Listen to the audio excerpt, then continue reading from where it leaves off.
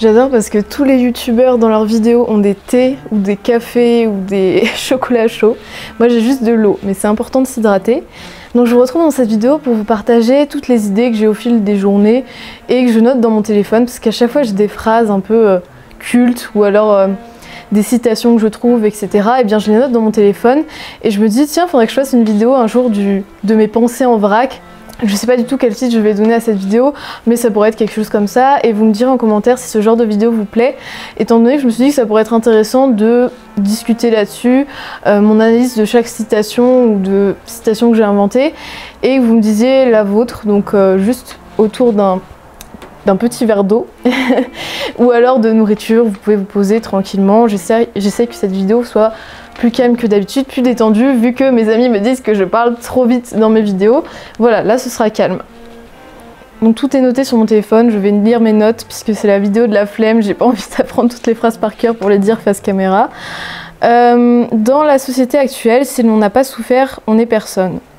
Je crois que j'avais vu cette vidéo, cette citation, dans une vidéo de Stéphane Edouard. Je ne suis pas d'accord avec tout ce qu'il dit, clairement pas, mais je trouve ces vidéos quand même plutôt intéressantes. C'est à l'heure des luttes sociales où tout le monde revendique ses souffrances, ses traumatismes, etc. Au final, lorsqu'on a envie de réagir à ce genre de revendications ou à certaines luttes, eh bien, on n'est pas du tout pris au sérieux, notre avis est balayé d'un revers de main si l'on n'a pas vécu certaines choses, puisqu'ils vont dire mais si tu ne l'as pas vécu, tu ne peux pas le comprendre. Donc c'est pour ça que j'avais ressorti cette citation, puisqu'elle me paraissait assez juste à l'heure actuelle avec les réseaux sociaux et certaines revendications. Donc cette deuxième citation est inspirée du stoïcisme, étant donné que c'est un courant de pensée que j'aime énormément et dont je m'inspire dans ma vie de tous les jours. Bien sûr, je ne suis pas arrivée au but ultime du stoïcisme, mais je m'en rapproche petit à petit. Il ne dépend que de nous de ne plus être dépendant de ce qui ne dépend pas de nous. Oui, ça fait des nœuds au cerveau, mais lorsqu'on analyse cette citation, on se rend compte que les stoïciens ont vraiment cette vision de ce qui ne dépend pas de nous et ce qui dépend de nous. Ce qui ne dépend pas de nous, mon grille-pain tombe en panne, la décision des personnes de mon entourage, bon ça peut dépendre un peu de moi, mais en soi leur décision finale, non. Ou d'autres choses qui ne dépendent pas de nous, et il y a ce qui dépend directement de nous. Par exemple que je réussisse mon contrôle, ça dépend de moi puisque j'aurais révisé ou non. Et ça ne sert à rien d'investir toute son énergie émotionnelle dans des choses qui ne dépendent pas de nous, vu que ça va nous avancer à rien, à part nous épuiser émotionnellement parlant et nous rendre malheureux, tandis qu'en soi on n'a aucun pouvoir sur la météo, sur le grille-pain, sur autre chose. Ce qui fait que il propose de se concentrer uniquement sur ce qui dépend de nous et de faire tout notre possible pour que ces choses-là réussissent, et éviter de perdre notre temps à être triste que par exemple il fasse mauvais aujourd'hui ou que mon téléphone soit en panne ou ce genre de choses, même si je sais que c'est très dur à mettre en place, mais je pense que c'est une philosophie de vie qui est importante à connaître, étant donné qu'il y a beaucoup de gens qui sont impactés par des petites choses du quotidien qui ne dépendent pas du tout d'eux, et s'ils arrivaient petit à petit à se détacher de ça, déjà ils seraient beaucoup plus heureux, je pense. Alors une citation qui est de moi, peut-être qu'elle a déjà été inventée, mais bon, une autre citation que j'aime bien, que je pourrais placer exactement à ce moment de la vidéo, c'est « L'imagination, c'est de la mémoire passée à la moulinette ». Je crois que c'est de Barjavel et j'adore la caser partout puisque c'est ma citation préférée. Mais bon, elle n'a pas sa place dans cette vidéo malheureusement. Et c'est que je préfère une personne à sa manière d'aborder les idées qu'à ses idées en elle-même. Puisque je rencontre beaucoup de gens qui ont des idées totalement différentes dans ma vie de tous les jours, mais je me rends compte que ça m'importe peu les idées que les personnes ont. C'est vraiment leur manière, leur ouverture, leur rhétorique et la manière dont ils abordent leurs idées qui est importante pour moi, puisque je considère que la plupart des avis qu'ont les gens, c'est principalement dû au déterminisme, à leur classe sociale, à leurs rencontres, etc. Donc c'est pour ça que ça n'a pas énormément d'importance pour moi, puisque si on me donnait tout le contexte et tout l'environnement de la personne, au final, parfois je pourrais deviner quel avis a la personne. Mais ce qui m'importe, c'est vraiment sa personnalité, sa manière de les aborder et sa manière de me partager sa vision de la vie.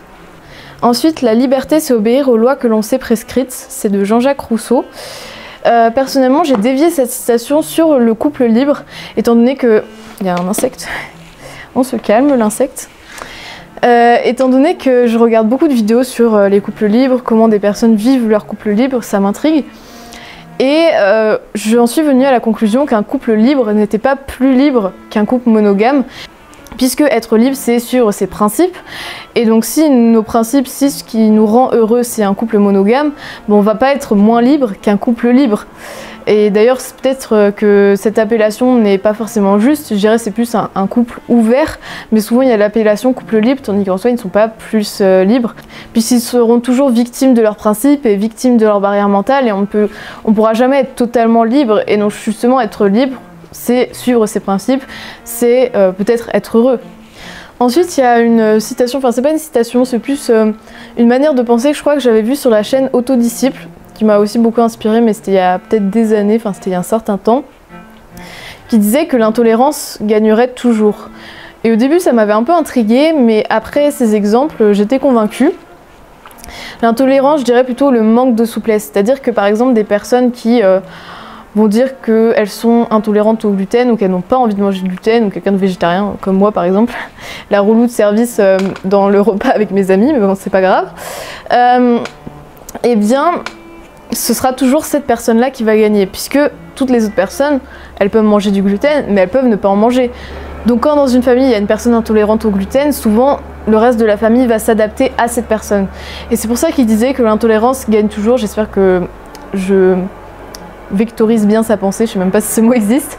Eh bien, c'est toujours la personne qui est la plus précise dans son champ de ce qu'elle accepte ou ce qu'elle n'accepte pas, qui va amener tous les autres vers ce champ-là. Et c'est un peu la même chose, je vois très bien pour le végétarisme. Personnellement, quand je suis avec des amis, souvent on fait un repas végétarien parce qu'elles ont la flemme, et moi aussi j'ai la flemme, de faire 2 repas. Même si on pourrait très bien juste enlever la viande, mais bon, c'est pas grave. C'est pour mon exemple. Et bien au final, on va toujours aller vers l'extrême, puisque la personne qui est dans son petit recoin, elle va pas aller vers les autres, vu qu'elle va pas faire le chemin inverse, tandis que les autres peuvent aller vers elle. Et c'est pour ça que je sais même pas pourquoi j'ai cette réflexion, mais je trouvais que sa vidéo était particulièrement juste. Ensuite, je voulais un peu parler de l'échec révélateur de Freud, étant donné que je trouvais ça assez intéressant, sa vision des choses. Par exemple, il considère que si vous n'entendez pas votre réveil le matin et que par conséquent vous loupez votre bus, vous arrivez en retard à l'examen, c'est que votre inconscient s'exprime et n'a pas envie que vous alliez à cet examen, ou n'a pas envie que vous alliez à cet entretien, donc inconsciemment n'a pas envie que vous ayez ce travail. Et je trouve ça assez intéressant, puisque parfois j'ai l'impression que c'est vrai que l'inconscient veut vraiment nous pousser à l'échec, puisqu'au fond de nous, on n'a pas envie de faire telle chose ou telle chose. Mais notre raison nous dit qu'on en a besoin de ce travail, on a besoin de cet examen. Et donc c'est toujours un peu un combat entre l'inconscient et le conscient. Peut-être que je vais beaucoup trop loin, et Freud va beaucoup trop loin souvent, mais je trouvais ça intéressant. Une réflexion qui m'a vraiment marquée, je sais plus sur quelle chaîne c'était, mais je le marquerai. En plus c'est une petite chaîne, donc je vous la conseille vraiment. Étant donné que j'ai beaucoup consommé personnellement de zététique, eh bien, je commençais un peu à lentement sombrer dans un scientisme assez triste à voir. Et cette vidéo m'a marquée, puisqu'il a rappelé que, d'ailleurs c'était une vidéo sur la zététique, que la science était à la base fondée sur des intuitions. C'est-à-dire qu'avant de prouver un principe scientifique, il faut bien avoir des théories, il faut bien imaginer ce qui pourrait se passer. Et donc c'est basé sur des intuitions, bien sûr basé sur du réel, c'est pas quelque chose que je sors de mon chapeau. Mais qu'il ne faut pas uniquement rester sur ses acquis, sinon on n'avance jamais, on reste dans le statu quo. Si on considère qu'il y a uniquement ce qui a déjà été prouvé qui est vrai, eh bien on n'avancera jamais. Donc au final, la science est basée sur des intuitions. Et ça, je pense qu'il faut le rappeler. Ensuite, une autre phrase qui m'avait marquée, qui était souvent sur des chaînes YouTube au final, qui me marque pas mal. Donc merci à tous ces youtubeurs et youtubeuses qui me marquent l'esprit. C'était, je crois, sur la chaîne Le Précepteur, qui avait dit dans une de ses vidéos philosophiques que le comble de la sagesse, c'était la félicité. Je sais pas si c'était vraiment ça sa phrase, mais c'est ce que j'en ai retenu. La félicité, c'est-à-dire un bonheur calme et durable. Et j'ai trouvé ça particulièrement juste. Moi, je dirais que la personne se reconnaîtra, la personne qui m'a dit ça. Le bonheur, c'est l'acceptation et la satisfaction de l'existence. Et je pense que dans l'acceptation justement de son existence, on passe par plusieurs étapes. Et d'ailleurs, il y a une première étape qui est assez douloureuse, étant donné qu'il y a l'étape de la révolte, de se dire il y a des choses horribles qui se passent dans le monde, pourquoi j'existe et je vais mourir, ce genre d'étape et ce genre de pensée. Et ensuite, lorsqu'on dépasse ça, on arrive dans un bonheur durable et dans la félicité, puisque on est dans une certaine acceptation que dans tous les cas, on n'a aucun pouvoir là-dessus. Bon, à la limite, pour ce qui se passe dans le monde, on a peut-être... Pourquoi il y a un insecte Bon, peut-être une abeille ou une guêpe qui vient sur mes cheveux. Pourquoi au bout d'un moment on atteint le bonheur? Parce qu'on se rend compte qu'on n'a justement aucun impact là-dessus. Et c'est toujours la vision du stoïcisme, c'est que ça ne sert à rien d'être affecté par ça vu qu'on n'en a aucun impact. Bon, peut-être qu'on a un impact sur la vie de l'agriculteur, si on le paye plus notre endive, bah, l'agriculteur va être plus payé. Mais sur les guerres dans le monde, on a quand même très peu d'impact individuellement. Bien sûr, on est tous plus ou moins responsables, mais je pense que ça sert à rien de se gâcher la vie là-dessus. Et moi aussi, personnellement, des fois, j'étais attristée par ce qui se passait dans le monde, par toutes ces personnes et ces animaux maltraités. Mais quand on se rend compte qu'on a aucun pouvoir là-dessus et que dans tous les cas notre vie est en train de se consumer, eh bien la meilleure solution c'est le bonheur. Bon, par contre c'était pas du tout ça qu'il avait dit dans sa vidéo, c'est moi qui extrapole totalement, mais bon, c'est pas grave. Ensuite, une phrase d'Albert Einstein, c'est la chose la plus incompréhensible dans l'univers, c'est qu'il soit compréhensible. Et je n'aurais rien à rajouter à cette phrase, étant donné que l'univers pourrait être désordonné. Bon, dans ce cas-là on n'existerait peut-être pas, mais il est ordonné et on arrive à sortir des principes de tout ça, on arrive à trouver des lois universelles et c'est ça que je trouve vraiment fou personnellement. Ensuite, une citation qui est de moi, c'est connaître le passé, c'est connaître le futur et c'est parfois dans le passé que l'on aperçoit le renouveau. J'ai utilisé cette citation dans mon autre vidéo sur pourquoi c'est important de se rappeler du passé, que je vous mettrai un petit si elle est sortie, puisque les phénomènes se répètent toujours en boucle. C'est pas exactement le même contexte à chaque fois, comme pour des phénomènes physiques, c'est pas exactement le même phénomène, mais le principe est le même. Donc je pense que c'est très important de s'intéresser au passé, vu que lorsqu'on regarde le passé, on voit en miroir le futur, étant donné que tout n'est qu'une succession de dominos, de circonstances, et bien au final, on peut très bien deviner ce qu'il va se passer, étant donné que il n'y a pas de mystère en fait, enfin, si un domino tombe, il va y en avoir d'autres qui vont tomber, et c'est un peu pareil pour le principe de l'effondrement. Il y a un principe en cascade, il y a des boucles de rétroaction positive, comme j'en avais parlé dans ma vidéo sur l'effondrement, ça fait beaucoup de petits i, mais bon voilà. Et en fait je vois pas pourquoi on est étonné de certaines choses, je vois pas pourquoi on est étonné qu'il y ait une pandémie mondiale, je vois pas pourquoi on est étonné qu'il y ait certaines guerres qui éclatent à certains endroits, étant donné que c'était prévisible. Et il y a plein de choses qui sont prévisibles comme ça et on fait nous étonner. Tandis que si on avait un peu étudié le passé et les phénomènes, eh bien on se rendrait compte qu'il n'y a rien d'étonnant là-dedans. Ensuite, une autre citation que j'ai inventée, bon à chaque fois je dis j'ai inventé, mais si ça se trouve c'est totalement pas moi qui les ai inventées et je crois que je les ai inventées. C'est tout ce qui définit notre environnement finira par nous définir. Étant donné que je croise énormément de personnes apolitiques dans ma vie de tous les jours, des personnes qui sont presque fières de ne pas s'intéresser à la politique et qui le revendiquent, tandis que la politique c'est tellement important, c'est ce qui définit notre environnement, les lois c'est ce qui définit au final tout ce qu'on aura le droit de faire, notre sécurité, etc. Donc si on ne s'intéresse pas à ça, au final c'est comme si on se dénigrait nous-mêmes. Et donc quand on ne s'intéresse pas à la politique, à notre environnement, c'est comme si on ne s'intéressait pas à nous-mêmes par extension, puisque cela va finir par déteindre sur nous, étant donné qu'on est énormément influencé par notre environnement. Et quand je dis ne pas s'intéresser à la politique, ça veut pas dire être dans un parti ou ce genre de choses, c'est s'intéresser à des questions politiques. Parce que je comprends totalement que des personnes n'aient pas envie d'être dans un parti, puisque c'est déjà un pack préfet où on est censé adhérer à toutes les idées, et ça je ne suis pas forcément pour. Mais c'est plus s'intéresser à des questions précises de politique, à ce qu'on voudrait pour un avenir meilleur, même si ça fait un peu phrase d'utopiste, mais c'est des questions totalement légitimes.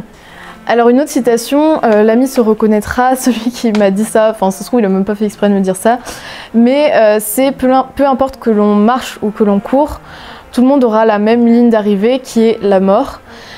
Et le moment où il m'a dit ça, j'ai vraiment eu une révélation, puisque je me suis dit, mais toutes ces personnes qui prônent la surproductivité, qui disent qu'il faut à tout prix réussir tous ses projets dans sa vie.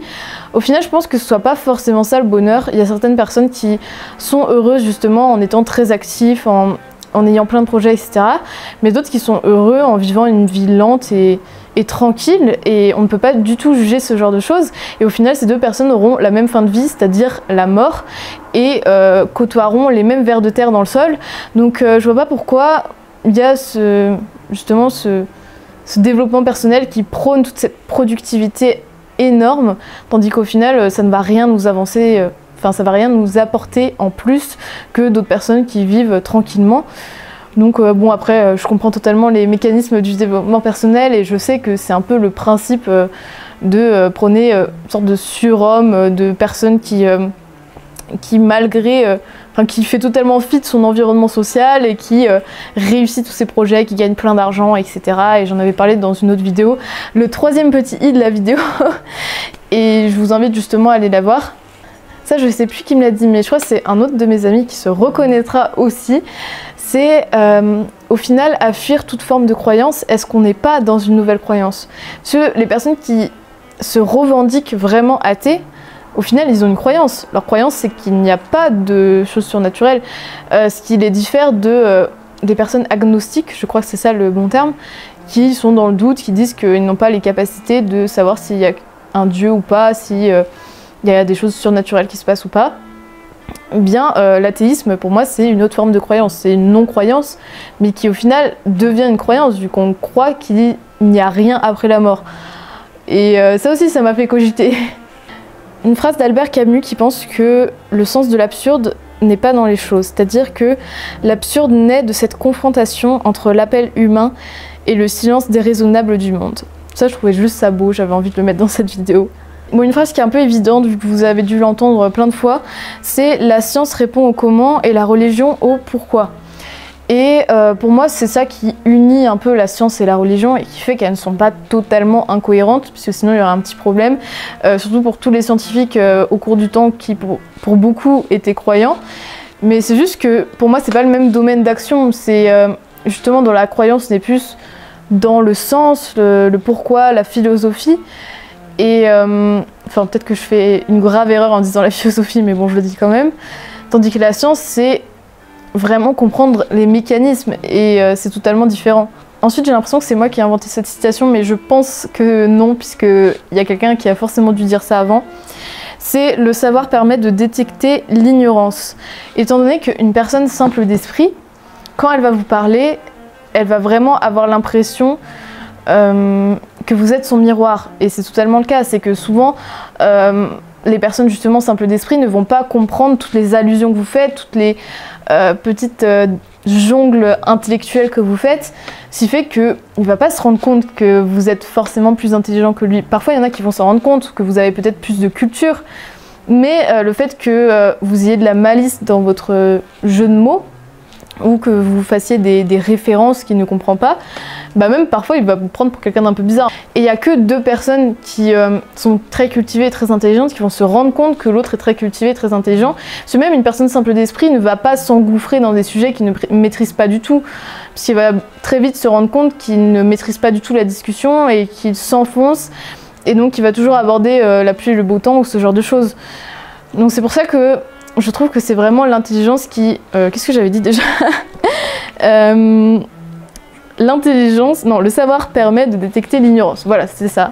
Ensuite, une autre phrase, je sais pas d'où elle vient, peut-être du précepteur. C'est se positionner, c'est faire le sacrifice de la nuance. Ou alors ça vient de... comment il s'appelle? Quelque chose Ferry? Henri? Non, je sais plus du tout. Je mettrai sa chaîne, mais... je pense qu'il y a beaucoup de gens qui sont abonnés à ma chaîne et à sa chaîne. Enfin, il y a déjà un de mes abonnés qui me l'a conseillé. Je déteste dire un de mes abonnés, ça se trouve c'est juste quelqu'un qui est tombé sur ma vidéo par hasard. Et donc, je trouve que c'est totalement vrai, puisque au final, dès qu'on se positionne clairement sur un sujet, eh bien, on est obligé de faire le sacrifice de la nuance, sinon on n'est pas positionné, sinon on a juste une affinité pour une certaine globalité de réponse. Mais dès qu'on est positionné fermement sur un sujet, eh bien, je trouve que c'est un peu parfois de la malhonnêteté intellectuelle et j'en parlais d'ailleurs dans ma vidéo sur les débats et l'art de débattre. Mais on est obligé, pour être honnête intellectuellement, d'avoir toujours de la nuance, mais si on a toujours de la nuance, et bien au final comment on prend des décisions, puisqu'on est toujours dans le oui mais il y a aussi ça, mais il y a aussi ça. Parfois on est obligé de se positionner, mais ça fait un peu mal au cœur. Donc voilà, j'espère que cette vidéo vous aura plu et que vous aimez ce genre de vidéos plus posées qui sont totalement décousues, puisque cette vidéo était décousue, j'ai vraiment parlé, je suis passée du coq à l'âne, mais bon j'espère que vous avez quand même apprécié et à bientôt.